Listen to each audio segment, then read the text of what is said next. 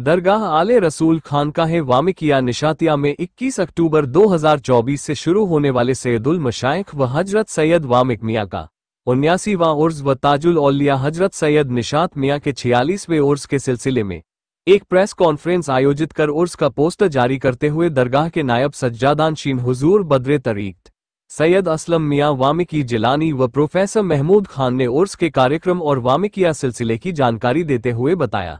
बरेली से खोजी कैमरा के लिए मुस्तकीम मंसूरी की रिपोर्ट। आज प्रेस बुलाइए, क्या कार्यक्रम है अपना, कब से कब तक कार्यक्रम? ये दरगाह आले रसूल खानकाह वामिको निशातिया का सालाना उर्स है 21, 22, 23 अक्टूबर। उस सिलसिले में आप लोगों को ज़हमत दी गई है।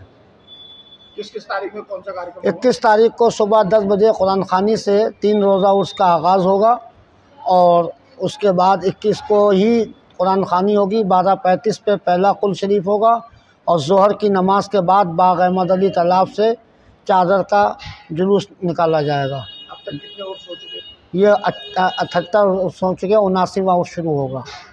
कहाँ से जारी ज़ारीन मुख्तलिफ सूबों में दावत जा चुकी है, अब आने की गारंटी उन पर है। जी, खानकाह वामिकिया का सिलसिला तरीक़त जो है वो किछौछा शरीफ से है और वैसे हज़रत सैयद वामिक मियाँ जो साहिब मज़ार हैं ये सरकार गौस पाक की 22वीं औलाद में से हैं और फ़ातिमी सैयद हैं। जो क्या कार्यक्रम रहेंगे? 21 तारीख को 21 तारीख को सुबह में 10 बजे कुरान खानी से उर्स का आगाज़ होगा और बाद नमाज ज़ोहर कुरान जुलूस निकलेगा बाग अहमद अली तालाब से, जो मुख्तलिफ अपने पुराने कदीमी जगहों से होता हुआ मगरिब की नमाज यानी 7 बजे तक यहाँ आ जाएगा। रात को मिशा की नमाज के बाद मिलाद होगा और उसके बाद महफिल सिमा कव्वाली और ख़ास तौर पर हज़रत महबूब इलाही निज़ामुद्दीन औलिया का देर रात तकरीबन 1 बजे कुल शरीफ होगा और दूसरे दिन यानी 22 अक्टूबर को सुबह में कुरान खानी होगी और ज़ोहर के बाद से हजियापुर, काकाटोला, बिरामपुरा, शाहबाद, कुल्हावा पीर, आज़मनगर इन मुख्तलिफ़ इलाक़ों से चादरों का जुलूस आएगा जो इशा की नमाज यानी 8 बजे के बाद आस्ताने में सरकारी ग़िलाफ़ जो सैयद जहांगीर मियाँ साहब की तरफ से पेश होता है उसके साथ सब पेश होगा। और इसी के साथ एक आखिरी दिन जो है 23 अक्टूबर है जिसमें सुबह 10 बजे से महफिल कुल का आगाज़ होगा और 1 बजे कुल शरीफ होगा। उसमें ख़ास तौर पर जो ख़िताब है तकरीर जो है वो डॉक्टर महमूद साहब की होगी और 1 बजे के बाद लंगर आम होगा सबके लिए।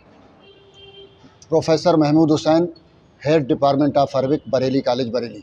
जानेंगे आज के बारे में, कार्यक्रम के बारे में क्या? आज साहिब मज़ार हज़रत सैयदुल मशाइख अल्लामा सैयद फ़िदा अली वामिक बरेलवी रहमतुल्लाहि ताला अलैह औलाद गौस आज़म में से हैं। आपके आबाओ अजदाद बगदाद इराक़ से मुल्क रोहिल खंड कमोबेश 1707 जो रोहिला पीरियड है उस पीरियड में यहाँ तशरीफ़ लाए। इस सिलसिले के पहले बुज़ुर्ग सैयद कादरी बगदादी रज़ी अल्लाह ताला अन्हु हैं जिनके 6 फ़र्जंद हुए। उनमें आखिरी फ़र्जंद जो है सैयद बबर अली कादरी रहमतुल्लाहि ताला अलैह, उनके बेटे सैयद मर्दान अली कादरी और उनके बेटे सैयदुल मशाइख साहिब मज़ार सैयदना वामिक मियाँ रहमतुल्लाहि ताला अलैह हुए, जिनका कि हम उर्स की तकरीब के सिलसिले में ये मीटिंग कर रहे हैं। सैयदुल मशाइख सैयदना वामिक मियाँ रहमतुल्लाहि ताला अलैह अपने वक्त के बड़े जय्यद आलिम, जय्यद मुफ़क्किर, जय्यद कलमकार और तर्जमा निगार, बेहतरीन शायर, बरजस्ता शायर, फिलबदी शायर अल्लाह तबारक व ताला ने उन्हें ये विरसे में अता की थी।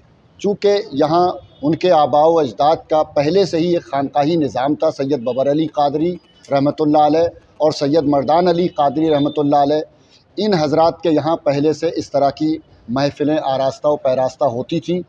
इस बुनियाद पर वामिक मियाँ रहमतुल्लाहि ताला अलैह शेर व सुखन की दुनिया के अंदर उन्होंने अपने बुज़ुर्गों की सरपरस्ती में काम किया और इन्हीं से पढ़ा, इन्हीं से इब्तिदा से इंतहा तक तमाम तालीम हासिल की और हासिल करने के बाद इनका कोई और उस्ताद नहीं था, सिर्फ़ इनके वालिद माजिद ही इनके उस्ताद थे। अपने वालिद से तालीम हासिल करने के बाद उन्होंने कमोबेश छोटी बड़ी कई किताबें तहरीर की जो कलमी सूरत में महफूज हैं। ख़ास तौर पर एक इल्म तकसीर जो डिवाइड करते हैं, जैसे हमें 5 को डिवाइड करना है, इस तरह का इल्म तकसीर कहलाता है, जो तावीज़ में भी काम आता है और मैथ्स का एक बहुत बड़ा रोल अदा करता है। तो इल्म तकसीर में उन्होंने कम बेश 16-17 सफ़े मुझे रिसर्च के दरमियान में मिले थे और बड़ी अहम किताब है जो वामिक मियाँ रहमतुल्लाह अलैह ने लिखी, मगर वो अपनी ज़िंदगी में इस किताब को मुकम्मल तौर पर नहीं कर सके। इसका हमें अफसोस है। हमें जिस दौर के अंदर जो 100 बरस के बाद में किताब मिली, इससे ये अंदाज़ा होता है कि किताब यकीनन बहुत ज़्यादा ज़ख़ीम होगी, बड़ी अहम किताब होगी, मगर जो हम तक 100 बरस के बाद पहुँची वो सिर्फ़ चंद सफ़हात पर ही मिली। इसके अलावा सैयदुल मशाइख सैयदना वामिक मियाँ रहमतुल्लाह ताला अलैह जहाँ एक तरफ जलील क़द्र बुज़ुर्ग थे, तो उन्होंने शेर व शायरी के अंदर बहुत बड़ा कारनामा अंजाम दिया।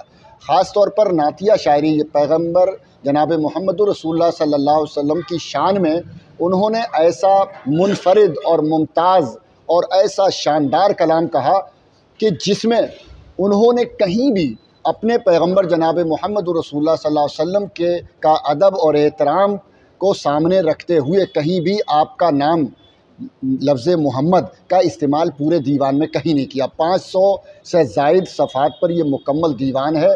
और इसकी ख़ासियत ये है कि मीर तक़ी मीर जो हिंदुस्तान का सबसे अजीम तरीन शायर है, उसके बारे में ये कहा जाता है कि उसने अलिफ से लेके ये तक की रदीफ़ में अपना कलाम कहा है। वामिक मियाँ रहमतुल्लाह ताला अलैह की खुसूसियत है कि उन्होंने उसी रिवायत को बरकरार रखते हुए अलिफ से लेके ये तक बेशुमार कलाम कहे हैं। वामिक मियाँ की एक खुसूसियत ये भी है कि जो आपसे पहले के जो शोरा हैं, उन्होंने मिसाल के तौर पर अलिफ की रदीफ़ में 2 कलाम कहे, बे की रदीफ़ में 3 कलाम कहे, से की रदीफ़ में सिर्फ 5 शेर कहे। मगर वामिक मियाँ रहमतुल्लाह अलैह की ये ख़ासियत है कि हर रदीफ़ में कम से कम 2, 3, 4 और बाज़ रदीफ़ें, ख़ास तौर पे या की रदीफ़ है, ते की रदीफ़ है, स्वाद की रदीफ़ है, खे की रदीफ़ है। इस सख्त तरीन रदीफ़ों में उन्होंने 5-5, 6-6, 10-10 कलाम तक कहे हैं। ये वामिक मियाँ रहमतुल्लाह अलैह की आलमी खुसूसियत कहा जा सकता है और शेर व शायरी में उनकी बुलंद परवाज़ी कही जा सकती है। इसके अलावा वामिक मियाँ रहमतुल्लाह ताला अलैह ने कुरान करीम का तर्जमा भी किया है। कुरान करीम का तर्जमा, जिसका नाम नूरुल फ़ुरक़ान फ़ी तर्जमतिल कुरान है। इस कुरान की ख़ासियत यह है कि इस शहर बरेली के अंदर आला हज़रत फ़ाज़िल बरेलवी ने भी कुरान करीम का तर्जमा किया और बहुत सादा, सलीस और बामुहावरा तर्जमा किया। वामिक मियाँ रहमतुल्लाह ताला अलैह ने भी वही ज़माना है, वही वक्त है, उसी पीरियड के अंदर उन्होंने भी तर्जमा किया। फ़र्क यह है कि आला हज़रत फ़ाज़िल बरेलवी ने तर्जमा किया, उसके बाद आपका विसाल हुआ, उनकी ज़िंदगी में उनका तर्जमा नहीं शाये हो सका। वामिक मियाँ रहमतुल्लाह अलैह के ज़िंदगी में भी उनका तर्जमा नहीं शाये हुआ। आला हज़रत फ़ाज़िल बरेलवी का तर्जमा नईमुद्दीन मुरादाबादी की तफसीर के साथ उनके विसाल के बाद में शाये हुआ। मगर वामिक मियाँ रहमतुल्लाह ताला अलैह चूँकि जज़्ब की हालत में रहते थे, सूफ़ी थे, सूफ़ी मनुष्य थे, लोगों की खिदमत किया करते थे, खिदमत खल्क़ के लिए, कोई हो अपना हो पराया, सब के लिए खिदमत करते थे, उसमें वो मसरूफ़ रहा करते थे और उस दुनिया में रहा करते थे जहाँ तर्के दुनिया, यानी दुनिया से उनको कोई मतलब नहीं था। ऐसी सूरत हाल में वामिक मियाँ रहमतुल्लाह ताला अलैह ने कुरान के तर्जमे के साथ साथ कुरान की तफसीर भी की और उस तफसीर की खुसूसियत यह है कि जहाँ सख्त अल्फाज आए हैं वहाँ पर उन्होंने मार्क करने के बाद में उस सख्त लफ्ज़ की बाज़ाब्ता तशरीह तौज़ीह बहुत खूबसूरत तरीक़े से की है। दोनों तर्जमों का अगर मुवाजना किया जाए तो दोनों तर्जमों के अंदर पढ़ने के बाद में ये अंदाज़ा लगाया जा सकता है कि तर्जमा कमो बेश आला हज़रत फ़ाज़िल बरेलवी और वामिक मियाँ रहमतुल्लाह अलैह एक ही ज़माने में हुआ है, एक जैसी ही उर्दू है और वो भी साइंटिफिक तर्जमा है, ये भी साइंटिफिक तर्जमा है, वो भी बामुहावरा है, ये भी बामुहावरा है। दोनों तर्जमे अपनी लाफानी तर्जमे हैं। इसमें बहुत सा फ़ारसी में भी कलाम कहा है। फ़ारसी के अंदर 1-2 कलाम नहीं है, अगर वो सारे कलाम को एक जगह इकट्ठा कर दिया जाए तो वामिक मियाँ रहमतुल्लाह अलैह का जो एक दीवान अभी पब्लिश्ड हुआ है, शाये हुआ है तौसीफ़ सरकार अरब के नाम से, एक दीवान और फ़ारसी के अंदर भी इंशाअल्लाहुल अज़ीज़ तैयार हो जाएगा आइंदा साल तक और वो भी इंशाअल्लाह शाये होगा। इसके अलावा वामिक मियाँ रहमतुल्लाह ताला अलैह ने बहारिया कलाम भी कहा है। यानी इश्क़ महबूब में डूब कर, और इतने डूब कर कलाम कहा है, वो सबको इकट्ठा एक जगह कर दिया गया है। इंशाअल्लाह उसको भी एक किताबी सूरत में जमा किया जाएगा। तो वामिक मियाँ रहमतुल्लाहि ताला अलैह एक शख्सियत के 3 कलाम 3 दीवान इंशाअल्लाहुल अज़ीज़ ये मंज़र आम पर आ जाएंगे।